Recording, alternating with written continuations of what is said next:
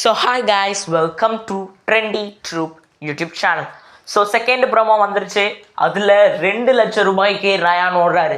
மொத்தம் 25 second, I think 45 metres, 25 second, அதாவது totally 90 metres ஓடி போயிட்டு ஓடி வரணும்.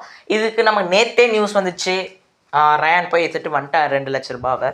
ஸோ முத்துக்குமரன் ப்ரைஸ் அமௌண்ட்லேருந்து 48 லட்ச ரூபா குறைஞ்சிருக்கு, 48 லட்சமாக மாறி இருக்குது. ஸோ இதுக்கப்புறம் எத்தனை வரும்னு தெரில. பட் எனக்கு இதில் ஒரு டவுட் வருது. ஏன்னா இப்போ ரீசெண்டாக வந்து பார்த்திங்கன்னா ஜாக்லின் வந்து பார்த்திங்கன்னா நல்ல, அதுக்கு முன்னாடி நம்ம ரயான் பற்றி சொல்லுவோம், நல்ல விடயம், நல்லா ஃபாஸ்ட்டாக ஓடினாருங்க, செம்ம ஃபாஸ்ட்டாக ஓடினார். போயிட்டு எக்ஸ்ட்ரா ஒரு டேர்ன் கொடுத்து கொஞ்சம் தூரம், அவ்வளோ தூரம் போயிட்டு எடுத்துகிட்டு வந்துட்டார். பட் ஆனால் நியர்லி லாஸ்ட் செகண்ட்ஸில் கூட அவர் உள்ளே வரலை, வந்துட்டார். ஆனால் லாஸ்ட் கிட்டத்தட்ட கொஞ்சம் தடுமாறி தான் வந்தார் அப்படின்னு சொல்லி நியூஸ் வருது. எப்படியோ வந்துட்டார், அது வெரி ஹாப்பி. இந்த மாதிரி விஷயத்தில் நம்ம எல்லாரும் தான் சப்போர்ட் பண்ணி ஆகணும். ஸோ தான் நல்ல வேலை, குட் சாய்ஸ் பை ரயான், 2,00,000 ரூபாய் எடுத்துட்டாரு. பட் இது முத்துக்குமரனா பாதிக்கும். ஸோ முத்துக்குமரன் ஃபேன்ஸ் ஒரு சேட் நியூஸ் தான்.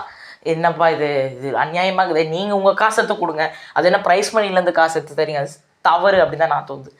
எனக்கு தெரிஞ்சு இது எவ்வளோ தூரம் போனோம், மினிமம் ஒரு 40 to 45 வேணாம், 40 lakhs அந்த நிலைமை வரி போனால் அப்புறம் எதுக்கு டைட்டில் வின்னர், அப்புறம் எதுக்கு இந்த கேம், அப்படி தான் நம்மளை யோசிக்க வைக்குது. ஸோ எனக்கு ஒரு இதில் ஒரு சந்தேகம் வருது. என்னென்னு வந்து பார்த்தீங்கன்னா, ரயான் விஷயம் கொஞ்சம் லேட்டாக வந்து அது கன்ஃபார்மும் ஆயிடுச்சு. ஆனால் இப்போ ரீசெண்டாக நேற்று நைட்லேருந்து புதுசாக ஒரு பூதங்க முடியுது.